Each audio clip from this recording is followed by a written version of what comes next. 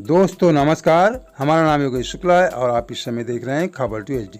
69,000 शिक्षक भर्ती उत्तर कुंजी ऑर्डर आ रहा है। इसकी जानकारी हम आपको पिछले वीडियो में दे चुके हैं। अगर आपने नहीं देखा हो तो हम आपको लास्ट में इसके जो लिंक दे देंगे, इन स्क्रीन में लगा देंगे। 5 मई को यानी कल हम इसकी पूरी जानकारी आपको दे चुके हैं कि आपका ऑर्डर 7 मई को आ रहा है।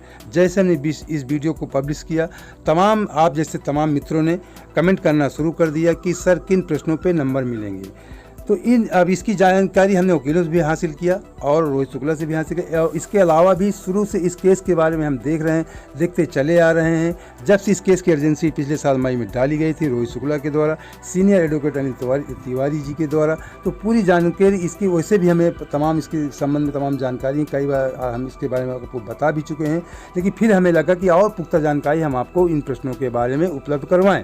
लेकिन उससे पहले आपसे हमारा एक निवेदन है कि इसी तरह की आप सही और सटीक जानकारी पाना चाहते हैं तो हमारे चैनल तुरंत सब्सक्राइब कर लीजिए, बेल आइकन प्रेस कर ऑल लगा लीजिए, जिससे इसी प्रकार की अच्छी जानकारी आपको मिलती रहे, उसका नोटिफिकेशन भी आपको प्राप्त होता रहे। तो आइए अब आपको बताते हैं किन प्रश्नों पे आपको नंबर मिल सकते हैं, किन में आपको उम्मीद है।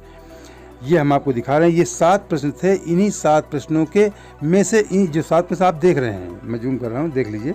ये जो आप 7 प्रश्न देख रहे हैं, इन्हीं 7 प्रश्नों में से किन्हीं 2-3 प्रश्नों पे आपको नंबर मिलने हैं। तो सबसे मैं आपको पूरी जानकारी दे रहा हूँ कि किस ढंग से केस चला, किन प्रश्नों पे ज़्यादा बहस हुई। ये बात आपको कोई नहीं बताएगा, मैं आपको जो बताने जा रहा हूँ।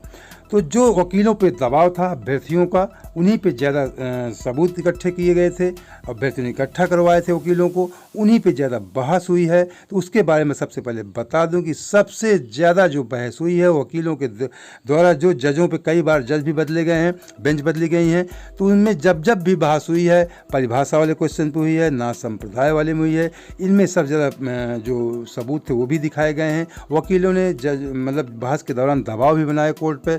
तो इन प्रश्नों पे ये परिभाषा वाला, ना संप्रदाय, इसके बाद बात आती है संविधान सभा अध्यक्ष और गरीबी का अकल्पित व्यक्ति आय वाले। इन 4 प्रश्नों पे बहुत ज़्यादा वकीलों ने बहस किया है, बहुत ज़्यादा कोर्ट पे दबाव बनाया है कि इन प्रश्नों पे नंबर दिए जाएं। इसके अलावा केंद्रीय गिलास है, खाने का नमक है। हाँ, एक जानकारी मैं आपको और दे दूं कि जो खाने का नमक किससे बनता है, शायद आप पूरे प्रदेश के जितने भी अभ्यर्थी इस बात को जानते थे। जब सुनीता अग्रवाल जी ने ऑर्डर को रिजर्व किया था तो एक वकील साहब थे, उनसे बहस के दौरान लोग कहे थे गुस्से में उन्होंने ऑर्डर को रिजर्व कर लिया था। जिस प्रश्न पे वो नाराज़ हुई थी, जिस प्रश्न में उस वकील से, जो वकील साहब थे, उनसे बहस हो रही थी, वो प्रश्न था खाने का नमक किससे बनता है।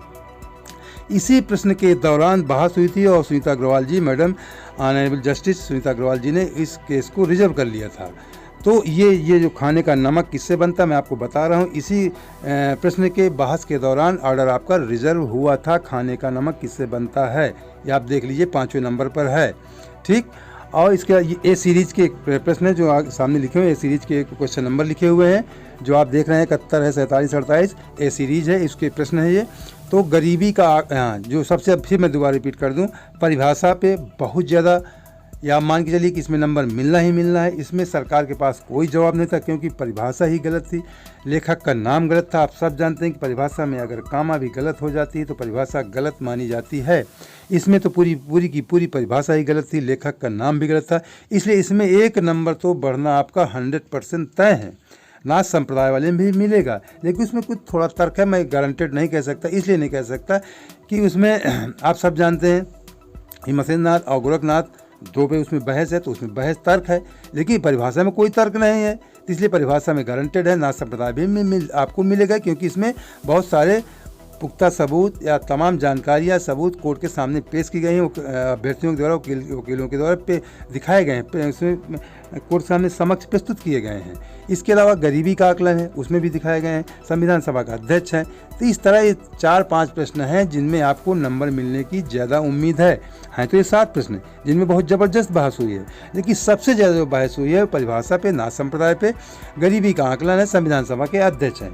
इन 4 प्रश्नों पे ज़्यादा मुझे पूरी इस केस के बारे में मुझे पूर्ण जानकारी है। शुरू से जिन प्रश्नों पे बहस होती चली आ रही है, मैं आपको एकदम कंप्लीट जानकारी दे रहा हूँ। ये आप मेरी बात को एकदम सटीक जानकारी। मान लीजिए मैं इसके बारे में क्या कहूँ कि जो मैं बता रहा हूँ आपके, इन्हीं के बारे में ज़्यादा बहस होती रही है समय समय पर वकीलों के द्वारा।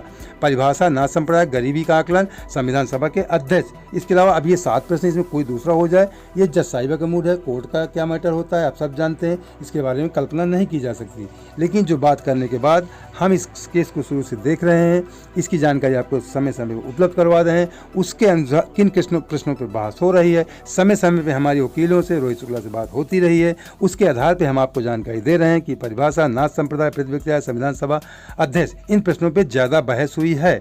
जिसमें सबसे ज़्यादा सटीक जो क्वेश्चन है परिभाषा वाला है, इसमें 1 नंबर मिलना आपको सभी को तय है, लेकिन 2 से 3 नंबर आपके बढ़ने की उम्मीद है, जो हमें जानकारी उपलब्ध हो रही है सूत्रों के हवाले से।